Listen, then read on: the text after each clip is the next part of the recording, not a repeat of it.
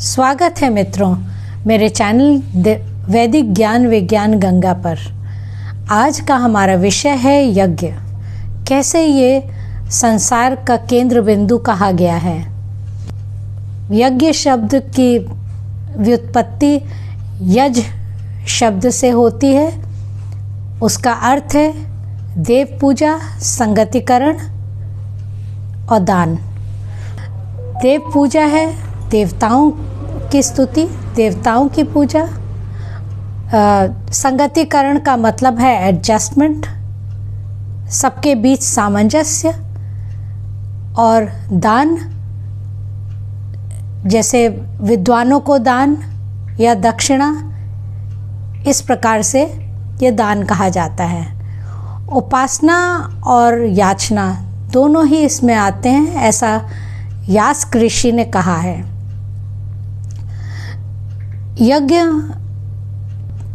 यज्ञ में कौन कौन सी विशेषताएं होती हैं यह जानना ज़रूरी है। जब तक हम वेद मंत्रों से यज्ञ को संपन्न नहीं करते उसकी सार्थकता ज्ञात नहीं हो पाती है। अनेक कर्म करते हैं लेकिन इस कर्म को कहा गया है यज्ञ भुवनस्य नाभि। इसको ब्रह्मांड की नाभि कहा गया है। जहाँ भी यज्ञ संपन्न होता है वह ब्रह्मांड की नाभि होती है। जो सृष्टि यज्ञ ब्रह्मांड में चलता रहता है, निरंतर गतिशील है, उसी की प्रतिछाया पृथ्वी पर होती है। इसे पृथ्वी के अनेक भौतिक कार्यों में सम्मिलित किया गया है। हम जिस प्रकार से अन्य कार्य करते हैं उसी प्रकार धरती, आकाश, अंतरिक्ष, इनको पुष्ट करने के लिए यज्ञ संपन्न करना अत्यंत ज़रूरी है। बहुत से ऐसे आपदाएं हो जाती हैं। बहुत सी आपदाओं के समय यह बहुत लाभदायक है। जब भोपाल गैस ट्रेजेडी हुई है उस समय जिन परिवारों में यज्ञ होता था वे ही बच गए। बाकी सब या तो अंग भंग हो गए उनके, या कुछ न कुछ उनमें रोग हो गए। वे किसी भी तरीके से, यज्ञ के अनेक विशेषताएं हैं। वायु के जो सुगंधित वाष्प कण हैं वे शरीर में भी जाते हैं और अंतरिक्ष में भी प्रवेश करते हैं। मेघ बनाने की प्रक्रिया इसी से होती है। इसी से मेघ बन के और वर्षा होती है। तो इसको एक ऐसी बहुत ही आवश्यक प्रक्रिया समझना चाहिए जिसके बिना हमारा जीवन सार्थक नहीं है। यज्ञ वायु के विषैले कणों को तो शुद्ध करता ही है। इसके अलावा मानसिक संतुष्टि, आध्यात्मिक संतुष्टि तथा शारीरिक तृप्ति भी होती है। इसके अनेक उदाहरण दिए जा सकते हैं कि कैसे कई देशों में यज्ञों के ऊपर एक्सपेरिमेंट्स किए गए और ये पाया गया कि उसमें जो विशेषताएं हैं वो किसी भी आध्यात्मिक कर्म में नहीं पाई जाती।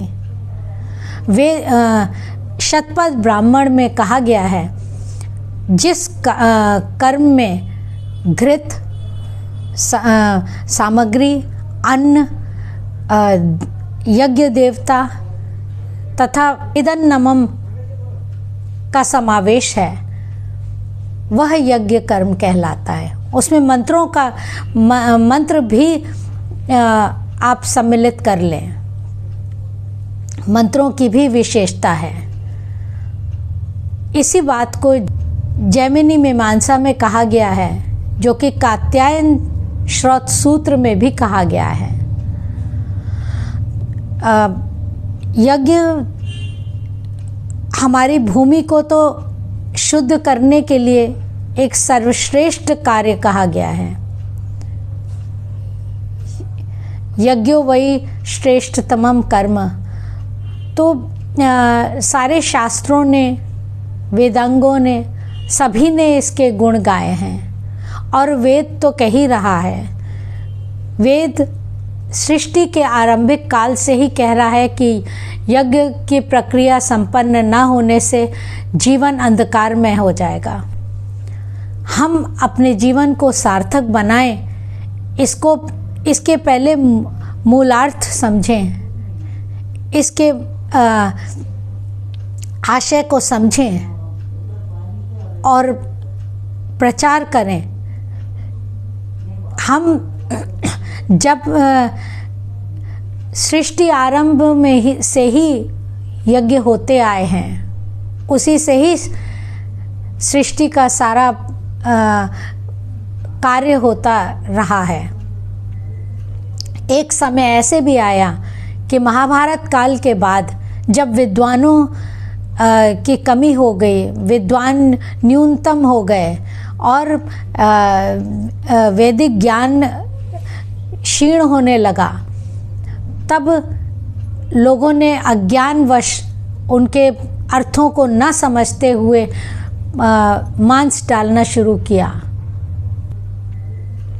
एक समय ऐसे भी आया कि महाभारत काल के बाद जब विद्वानों की कमी हो गई, विद्वान न्यूनतम हो गए और वैदिक ज्ञान क्षीण होने लगा, तब लोगों ने अज्ञानवश उनके अर्थों को न समझते हुए मांस डालना शुरू किया। मांस डालना इसलिए आवश्यक नहीं था क्योंकि वेदों में ध्वर और अध्वर दो शब्द हैं। ध्वर का अर्थ है हिंसा और अध्वर का अर्थ है हिंसा रहित। तो जब देव और असुर युद्धरत थे तो उन्होंने घातकरों ने जब घात करना चाहा तो उनसे कहा गया, भाई इसमें हिंसा नहीं की जा सकती है, हिंसा वर्जित है। तब वे उन्हें हटना पड़ा उसका। यज्ञ ज्ञान विज्ञान की प्रक्रिया है। ये प्रयोगात्मक विज्ञान कहा गया है इसको। इसमें जो कोण बनते हैं, चाहे त्रिकोण हो चाहे चतुष्कोण हो, ये सब ज्यामितीय कोणों के आधार पर है, सब ज्योमेट्री है। तो यजुर्वेद में इसका वर्णन है। यह कहना कि यह सिर्फ आध्यात्मिक क्रिया है गलत है, भ्रम है। हमारी सारी ही क्रियाओं में ज्ञान और विज्ञान है। यज्ञ एक ऐसी आवश्यक प्रक्रिया है, वैदिक काल से वैद नहीं जा सकता। इसके बिना जीवन यापन नहीं हो सकता। यदि यज्ञ बंद हो जाए तो इतना विषैला धुआं फैलेगा कि हमें सांस लेना भी दूभर हो जाएगा, हम सांस नहीं ले पाएंगे। एक समय ऐसा आया त्रेता काल में, जब रावण के काल में बहुत सारी भौतिक क्रियाएं हुई, बहुत सारे साइंटिफिक एक्सपेरिमेंट्स होते रहे और उसके बाद विष्णु यज्ञ संपन्न किया गया उस विषैलेपन को दूर करने के लिए। इस सृष्टि की जो ओजोन लेयर है उसको भी ठीक करने के लिए हमें यज्ञ की ही आवश्यकता है। यदि हम इसको समझ लें समय रहते तो इसकी सार्थकता भी हम समझ पाएंगे, और यदि नहीं समझे तो हमें अंधकार में जीवन यापन करना पड़ेगा। सूर्य, अग्नि जीवन यापन करना पड़ेगा। सूर्य, अग्नि सभी प्रभावित होते हैं यज्ञ से, और इनका योगदान भी होता है। ब्राह्मण में कहा गया है, यज्ञ कहता है मैं नग्नता से डरता हूँ, मुझे घेरना चाहिए। इसीलिए अग्नि को चारों ओर से घेरा जाता है। जब अग्नि प्रज्वलित होती है यज्ञ कुंड में, तो चारों ओर से घेर कर उसको प्रज्वलित किया जाता है। यज्ञ कहता है मेरी तृप्ति कैसे हो? उसकी तृप्ति विद्वानों से होती है। कहीं अग्नि से होती है और कहीं विद्वान से होती है। तो यह प्रक्रिया अत्यंत गूढ़ है, और जब पाश्चात्य विद्वानों ने इसे संस्कृत भाषा को, वैदिक संस्कृत को पढ़ना शुरू किया, तो वे उसको समझ नहीं पाए, लेकिन उसके अर्थ का अनर्थ किया। जो लोग सोचते हैं कि दक्षिण में सारी क्रियाएं बिल्कुल उचित हैं, ठीक हैं, वे शायद ये नहीं जानते कि सायण दक्षिण का विद्वान था, लेकिन उसने अर्थों को नहीं समझा। त्रिगुणात्मक अर्थ को समझे बिना आप यज्ञ की प्रक्रिया, यज्ञार्थ और भी वैदिक क्रिया को समझ नहीं सकते।